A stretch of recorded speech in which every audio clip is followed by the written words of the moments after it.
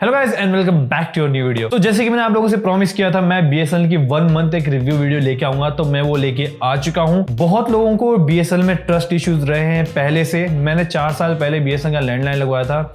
इतना महंगा प्लान पड़ता था, उसका स्पीड भी बहुत कम आती थी। शायद ऐसे 50 GB होता था, कुछ GB के बाद केबीज में स्पीड आती थी। हल्की सी बारिश हुई और नेट गायब। तो ये सब प्रॉब्लम्स रही है कस्टमर को। उनकी ना तो सर्विस अच्छी है, ना उनकी कस्टमर सर्विस अच्छी है। प्लान्स भी उनके काफ़ी महंगे हुआ करते थे। तो इस वीडियो में मैं आपको बताऊंगा कि मेरा कैसा एक्सपीरियंस रहा 1 महीने बीएसएनएल यूज़ करके। क्या क्या मुझे दिक्कत आई, क्या क्या मुझे चीज़ें अच्छी लगी बीएसएनएल के बारे में, क्या क्या बेकार लगी। इंस्टॉलेशन की हमने पहले से वीडियो बना दी है, और आपको चेकआउट करनी है तो लिंक आपको डिस्क्रिप्शन में मिल जाएगा, आई बटन पे भी आ जाएगी। प्लान्स भी हमने कवर कर दिए हैं, और साथ ही साथ हमने एक स्पीड टेस्ट की भी वीडियो बना दी है बीएसएनएल पे। ये सब आपको डिस्क्रिप्शन में मिल जाएंगी। सो इस वीडियो में हम क्या क्या करेंगे, हम सबसे पहले तो आपको बताएंगे कि इसमें क्या क्या इसके एडवांटेजेस हैं, क्या क्या इसमें डिसएडवांटेजेस हैं। फिर आपको अपना एक्सपीरियंस बताऊंगा कि मेरी क्या क्या वेंडर के साथ एक्सपीरियंस रहा इसमें, कैसे कैसे मेरे इंटरनेट यूजेस के एक्सपीरियंस है, और कैसे मेरे कस्टमर सर्विस को मैंने फोन करा था उनके साथ मेरा कैसा एक्सपीरियंस रहा। फिर इसमें मैं अपना एक्सपीरियंस बताऊंगा थोड़ा कि मैं इसमें आपको रेकमेंड करता हूं नहीं करता हूं, और बिल्कुल एंड में हम थोड़े क्वेश्चन देंगे जो हमें इंटरनेट पे मिले, जो लोगों के दिमाग में रहते हैं, और फिर हमारी वीडियो खत्म हो जाएगी। तो चलिए वीडियो शुरू करते हैं। इसके प्रोसेस बताने से पहले आपको जल्दी से बता देता हूं कि हमने क्यों स्विच करा और क्या प्रोसेस थी। सो हम एयरटेल पोस्टपेड यूज करते थे, उसमें हम 5099 वाला प्लान यूज करते थे, तो हमें जीएसटी के साथ नियरली 1900 पर मंथ का पड़ता था। काफी महंगा हो जाता था। तो जैसे ही हमें पता चला कि हमारे एरिया में बीएसएनएल का फाइबर आया है, हमने तुरंत बीएसएनएल ऑफिस में अप्लाई करा, ऑनलाइन अप्लाई करा हमने। उनका फोन आया, कह रहे तुम्हारे एरिया में बीएसएनएल फाइबर है ही नहीं।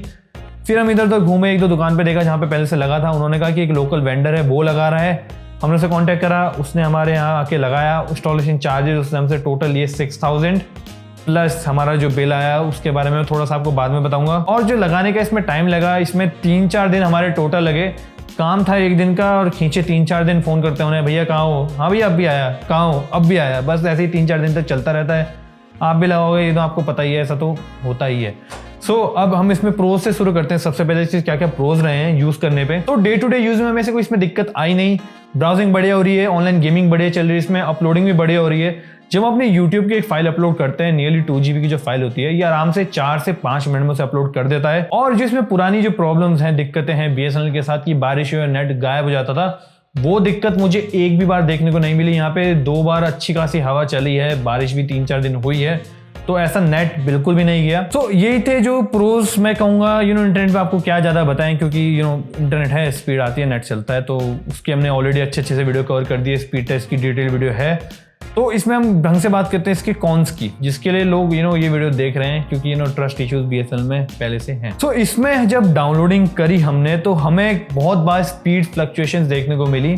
मोबाइल में भी हमें काफी बार जब स्पीड टेस्ट करते हैं ज्यादा फ्लक्चुएशन देखने मिले कंपेयर टू पीसी। अब मैं मानता हूं कि जब डाउनलोड करते हो आप, तो सर्वर पे भी डिपेंड करता है कि आप कौन से सर्वर्स कहां किस सर्वर से डाउनलोड कर रहे हो, और उससे स्पीड पे फर्क पड़ता है।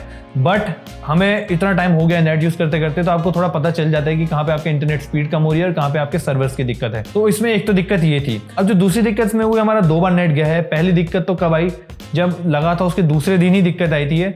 सो हमारे एरिया में 4 घंटे से लाइट नहीं थी, और मैंने अपने वेंडर को फ़ोन करा। उसने कहा कि इनके जो बॉक्स होते हैं उसमें बैटरी इंक्लूडेड होती है। तो उसने कहा कि बैटरी शायद ख़त्म हो गई है, और वो यूजुअली 6 घंटे चलनी चाहिए, बट 4 घंटे में ही ख़त्म हो गई है। तो उसने कहा वो नई बैटरी रिप्लेस कर देगा। उसके आधा घंटे बाद लाइट आ गई थी, तो उसका नेट भी चलना शुरू हो गया। अगर आपके एरिया में कभी पावर कट आता है, लंबा पावर कट आता है, तो ऑब्वियसली आप 6 घंटे तक यूज़ कर सकते हो, गिवन दैट कि आपके घर में इन्वर्टर है। इन्वर्टर नहीं है तो जब लाइट नहीं होगी तो चलेगा ही नहीं। तो ऐसे ही जब लगवाओगे तो इन्वर्टर पर ही लगवाना अगर है आपके घर में, और तो 6 घंटे तक आराम से चलेगा। उसके बाद मैं कहूँगा, जैसे उसने बताया, बैटरी खत्म हो सकती है, तो तब दिक्कत आ सकती है। बट 6 घंटे जब पावर कट आता है तो इन्हें थोड़ी बड़ी दिक्कत होती है, तो थोड़ा सहन करना पड़ता है सबको। गर्मी में वैसे आने वाली है, तो गर्मी में मरेंगे। जो सेकंड बार इसमें नेट डाउन गया, वो एक्चुअली आज ही गया है। जब हम ये वीडियो लिख रहे थे उसी टाइम पे हमारा नेट बंद हुआ, तो हमने पॉइंट इंक्लूड कर दिया। हमारा नेट 1.5 घंटे के लिए नहीं रहा, और जब मैंने उसे मैसेज करा तो उसने कहा सर्वर्स डाउन है। तो ये कोई बैटरी इशू नहीं था, कोई वायर्ड इशू नहीं था, ये बीएसएनएल की तरफ से ही इशू था। तो 1.5 घंटे तक तब नेट रहा, पूरे 1.5 महीने बाद है। उससे पहले से एक बार जब वो पावर कट हुआ था तभी दिक्कत आई थी, तो ये दूसरी बार था। अब देखते हैं फ्यूचर में कितने बार होगा। अगर बहुत ही ज़्यादा हुआ तो मैं ऑब्वियसली आपको बताऊंगा, उसमें कवर कर लेंगे हम वीडियोज़ में, नेक्स्ट वीडियोज़ में। अब इसमें जो सबसे इम्पॉर्टेंट और जो सबसे बेकार जो कौन है, वो है BSNL की तरफ से वेंडर सिस्टम। अब मैं आपको वेंडर सिस्टम समझा देता हूं अगर आपको नहीं पता। तो वेंडर बेसिकली जो होते हैं वो ठेकेदार होते हैं। जैसे आपने कोई एरिया है, आपका मान लो एक एरिया है, उसने आपने ठेका उठा लिया कि भाई BSNL के यहाँ पे सारे कनेक्शन मैं लगवाऊंगा। तो उसमें दिक्कत क्या आती है? अब ऐसे ठेकेदारी आपको जियो और एयरटेल में भी देखने को मिलेगी, बट उसमें फ़र्क होता है। उसमें फ़र्क ये है कि जियो और एयरटेल वालों को पता होता है कि क्या चल रहा है उनके एरिया में, और बिल भी हम ऑनलाइन ही भरते हैं, सब कुछ ऑनलाइन होता है। BSNL में ऐसा सीन नहीं है। BSNL में सिंपली क्या है कि जो वेंडर है वो आपको एक रेट बताएगा। अगर वो चाहता है कि वो आपसे 10 रुपये तार का ले तो 10 रुपये लेगा, अगर वो चाहता है वो 15 रुपये ले वो 15 रुपये लेगा। ऑनलाइन मैंने बताया आपको, मैंने पढ़ा है 20-25 रुपये पर मीटर भी तार के लिए हैं।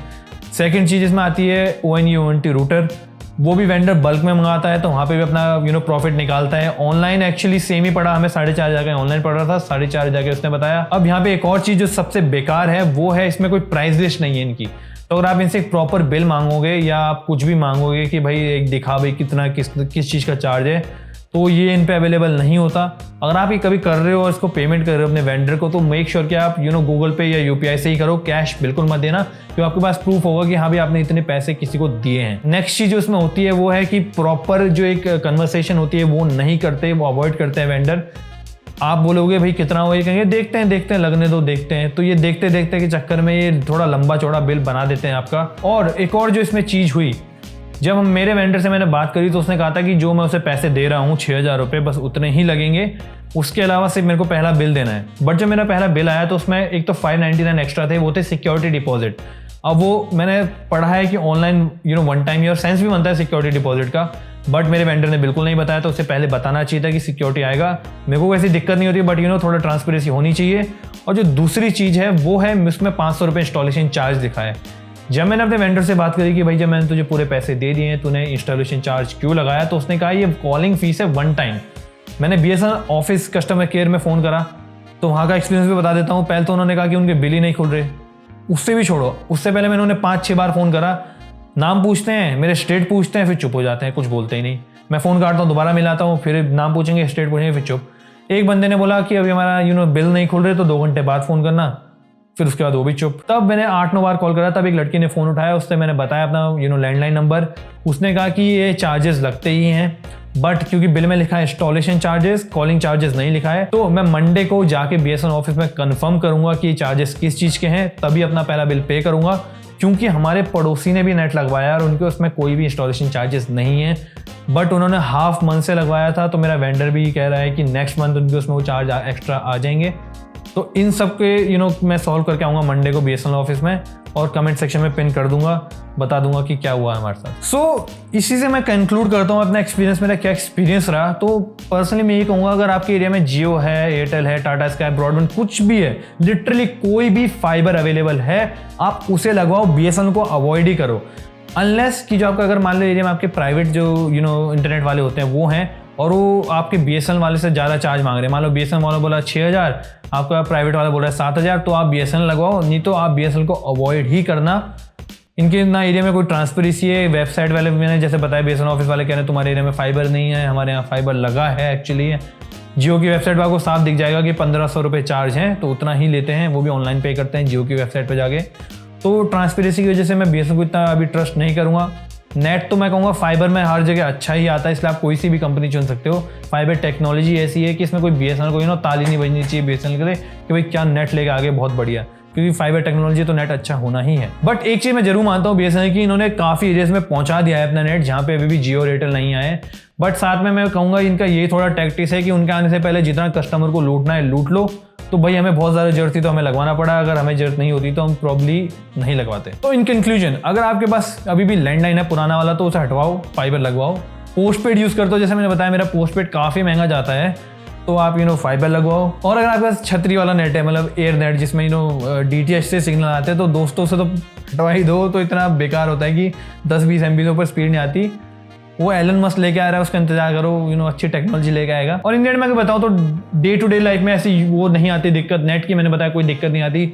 जो भी है वो कस्टमर सर्विस और जो अदर एक्सपीरियंस होते हैं उनसे रिगार्डिंग है। मैं सिर्फ यहाँ पे बाल की खाल निकाल रहा हूँ नेट के यूजेस के मामले में, जो मैंने बताया ना, इंटरनेट स्पीड फ्लक्चुएशन, क्योंकि मेरे को रिव्यू करना है, तो मैं छोटी छोटी चीज़ें भी नोटिस करूंगा आपके लिए। अगर आप नॉर्मल स्ट्रीमिंग वगैरह करते हो, गेमिंग में आपको जो थोड़ा नोटिस होगा क्योंकि चाहिए होती है उसमें पिंग वगैरह, बट अगर डे टू डे यूज के लिए से देख रहे हो तो आपको ऐसी कोई दिक्कत नहीं आने वाली। अब थोड़े से क्वेश्चन है जो मुझे इंटरनेट पे मिले, मैं उनके आंसर दे देता हूँ आपको। सबसे पहला क्वेश्चन है, क्या इसमें कोई एक्स्ट्रा चार्ज लगेगा आपके प्लान के साथ? तो जैसे मैंने आपको बताया, इसमें सबसे पहले वाले बिल में आपका सिक्योरिटी डिपॉजिट आएगा। अभी कितना आएगा, जैसे आपका मान लो 999 का प्लान है तो आपको 999 प्लस जीएसटी का सिक्योरिटी चार्ज आएगा, प्लस आपका जो 999 का बिल है पहले महीने का वो भी आएगा, और ये दोनों में जीएसटी जुड़ेगा extra. But on the other hand आपको अगर 459 वाला प्लान है या 599 वाला प्लान है तो आपका सिक्योरिटी डिपॉजिट भी इतना ही जाएगा। नेक्स्ट क्वेश्चन है कि क्या इनके जो प्लान है ये सेम रहते हैं हर स्टेट में या इनकी डिफर करते हैं?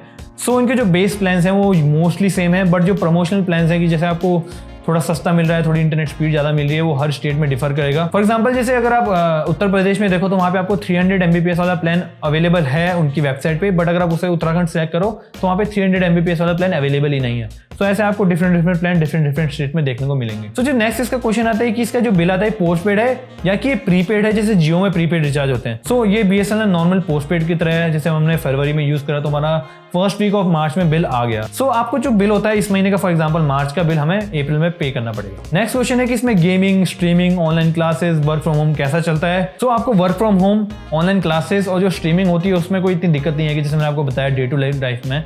बट जो गेमर्स होते हैं उनके लिए पिंग बहुत मैटर करती है, तो जरा सी हाई पिंग आपकी गेमिंग एक्सपीरियंस को थोड़ा खराब कर सकती है। पर्सनली मैं फीफा बहुत खेलता हूँ ऑनलाइन, तो उसमें ऐसी कोई दिक्कत नहीं आई मुझे अब तक, बट फिर भी आपको अगर डिटेल कंपैरिजन चाहिए तो जैसे मैंने आपको बताया हमने वीडियो कवर करी है, जाके देख सकते हो। सो दोस्तों एंड में मैं ये कहूँगा कि अगर आपके पास ऑप्शन नहीं है BSNL के अलावा तो BSNL लगवाओ, मजे करो, ऐसे कोई दिक्कत नहीं आती। स्टार्टिंग का जो पहला महीना थोड़ा मूड खराब रहेगा, बट ऐसा कोई इसमें दिक्कत नहीं है। हम भी अच्छा खासा यूज़ कर रहे हैं अपने YouTube चैनल के लिए, हमें थोड़ी ज़रूरत थी नेट की, तो अच्छा खासा चल रहा है। स्ट्रीमिंग भी पूरी होती है घर में, टीवी में। सो इतना ही था इस वीडियो के लिए। अगर आपको और ऐसी वीडियोस चाहिए तो हमारे चैनल को सब्सक्राइब जरूर करना। अगर आपको वीडियो पसंद आई होगा तो वीडियो को लाइक जरूर करना। कमेंट सेक्शन में जरूर बताना कि आप BSNL प्लान लगवाने वाले हो या आपने लगवा लिया है, आपका एक्सपीरियंस कैसा रहा BSNL के साथ। मैं चलता हूँ, मिलते हैं नेक्स्ट वीडियो में। जय हिंद।